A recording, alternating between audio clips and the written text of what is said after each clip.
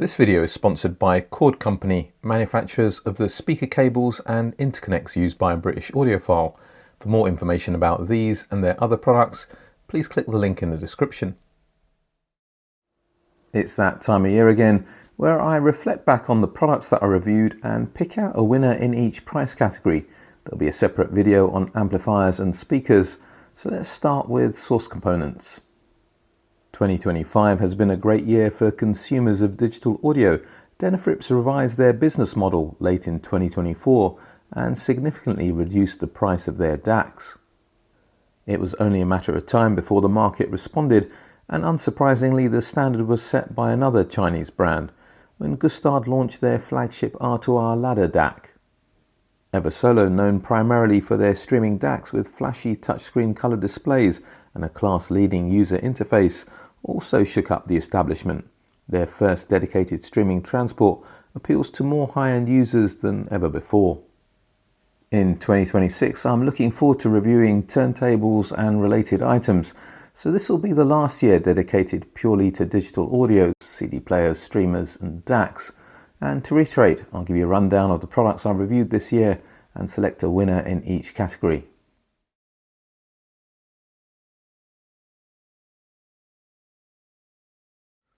There have been some great digital source components that have passed through my door this year, but it's becoming increasingly clear that it's difficult for Western brands to compete with what's coming from the East.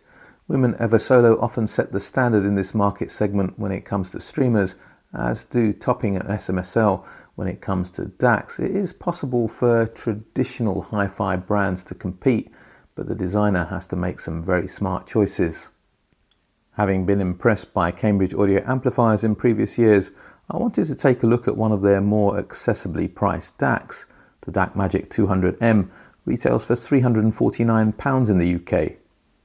The twin ESS Sabre Nano 2.8 Q2M based DAC has impressive connectivity with single-ended RCA and balanced XLR analog outputs. There are Bluetooth, coaxial, 2 optical and USB digital inputs. The sound is warm and rich, but not slow thanks to decent dynamics and well-controlled bass. It's a welcome departure from SMSL and topping DACs at this price that often have a cool tonality. The DacMagic 200M also has very good resolution. Although it won't compete with the Mojo 2 for instrument separation, the entry chord DAC reproduces a noticeably wider and deeper soundstage, no doubt thanks to designer Rob Watt's proprietary interpolation filter being mapped onto an FPGA. The Chord Mojo 2 is still the best sounding DAC that I've heard below 500 quid, but I couldn't live with it in a desktop scenario. The automatic switching hangs onto an input even when the source component upstream is switched into standby. There's no such issue with the Cambridge Audio DacMagic 200M, and it runs the Mojo 2 close in terms of sound quality. My last review of 2025 was of the matching Cambridge Audio MXN10, a no-nonsense streamer also priced at £349, no display, no remote control and no DAC functionality, just a streamer with single-ended RCA analog outputs and coaxial and optical digital outputs. They can be used with external DACs as an upgrade over the internal ESS 9033Q based design.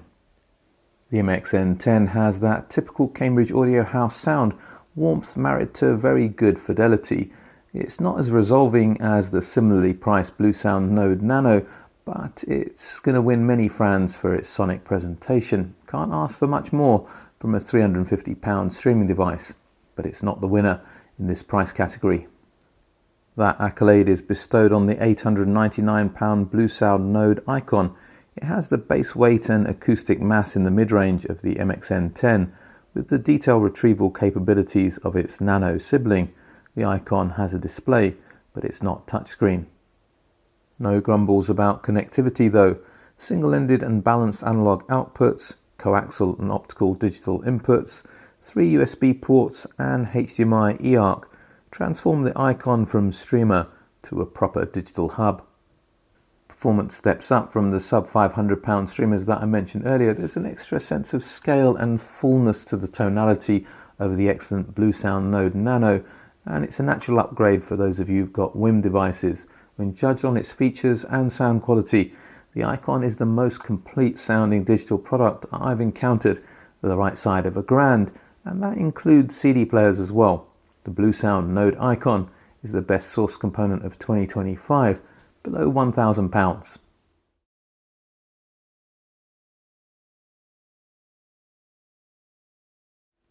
There's no secret that I love Denafrips DACs for their slightly flattering tone, excellent resolution, wonderful spatial presentation. But if you want a quality R2R ladder DAC, they're not the only game in town.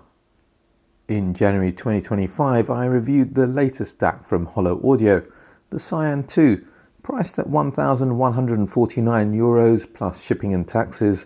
It's a direct competitor to the Denafrips Aries 15th. Beautifully constructed inside and out, but just like the Chord Mojo, another DAC with automatic switching that frustratingly hangs on to inputs even when sources are in standby. What a shame. It means that it's only useful if you connect one input at a time. Nothing frustrating about the sound though. It's on a par with my Denafrips Aries 12th, cleaner in the bass, leaner in the mids, a little bit more rolled off in the highs. For the last couple of years, I've used an Auralic Aries G1 streaming transport as a source. I didn't own it, it was here on long-term loan, so it didn't ring any alarm bells when Auralic requested it back in the summer. Auralic ceased trading a couple of months later. I was sad to see them go, but at least I'd already put some wheels in motion trying to find alternatives. What surprised me most about the £1,995 Lumin U2 Mini is how close it sounded to the Auralic Aries G1. Without a direct A/B test, it was hard to tell them apart. Similar levels of clarity and a similar sonic profile, a touch on the warm side of neutral. The app also seemed to confirm Lumin's reputation for reliability. I experienced zero glitches over the weeks I had it here, and it wasn't laggy. However, the basic features and graphics look like they've been pulled from the 1990s. If you're not bothered about a fancy user interface and use an Ethernet network connection, Lumin do not support Wi-Fi. The U2 Mini is a good option. It's the entry streaming transport from this high-end brand. By the way, streaming transport are those that do not have DACs built in, so you can use an external one that you prefer. I was keen to review the new Eversolo T8 streaming transport, as I've always found their streamers with built-in DACs tonally a bit too cool sounding with a flat soundstage. Could the £1,289 T8 be the perfect solution, allowing me to benefit from all the software smarts that Eversolo has to offer, whilst connecting to a DAC of my choosing? Listen, Eversolo have about 70 people just dedicated to software development. I think it's a similar number at WiiM and maybe about half that number at Bluesound. That's why they can deliver a slick and reliable user interface with cool features such as parametric EQ and room correction. Most high-end streaming brands maybe have a handful of people dedicated to software development. That's why their user interfaces are going to be rudimentary in comparison. The Eversolo T8 is an ideal solution for many users. Ditching the internal DAC circuits and improving the transport section widens the T8's appeal to many high-end users. As expected from this brand, it's well built and has excellent connectivity. For just under £1,300, it's money well spent, but still has some of that dry and analytical sonic presentation when compared to something like the Lumin U2 Mini. It's not just DACs, transports colour the sound too. On very rare occasions, I discover something that comfortably outperforms its competitors and products at twice the price. This so-called giant killing happens very infrequently, but the Volumio Rivo series of streaming transports are such products. Volumio is a small company based in Florence, Italy. The app is fast but doesn't offer parametric EQ or room correction. It's also a little buggy, crashing a couple of times a week with irritating regularity, although a recent major software update has improved reliability.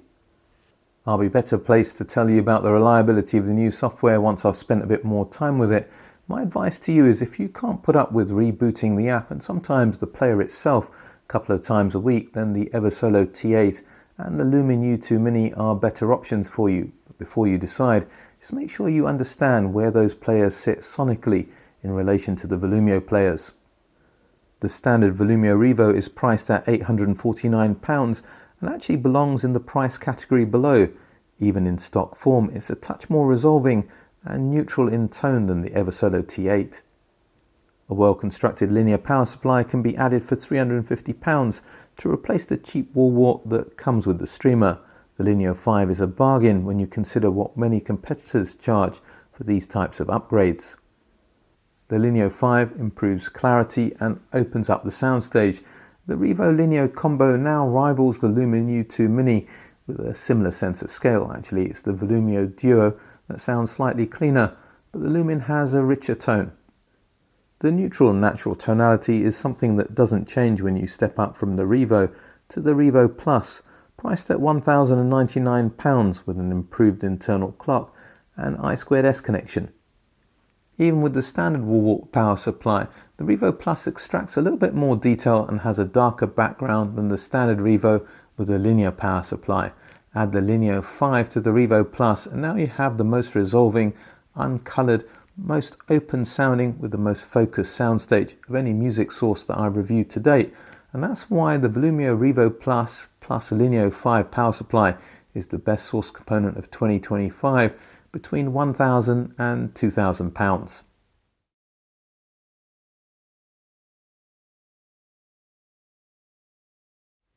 I wanted to review more CD players this year. My selection criteria is the same that it always is. There needs to be something interesting or innovative about design, or it just needs to be a well-engineered product with a reputation for quality. I shortlisted 4 CD players to audition. 3 of them didn't come off, 2 due to a lack of interest from manufacturers, and 1 due to the fact that it was at the end of its life cycle. I was able to get my hands on a Rega Saturn Mk3 CD player in the summer, a sturdily constructed top loader that's satisfying to operate. The unit retails for £2,000. It was actually originally developed as a DAC, hence 1 USB, 2 optical and 2 coaxial digital inputs. However, no AES EBU, I2S or balanced XLR analog outputs are indications that the Saturn is showing its age. Internally, the DAC section is developed around 2 Wolfson DM8742 chips, running in dual mono to reduce noise. They typically impart a richer tone than modern alternatives by ESS and AKM.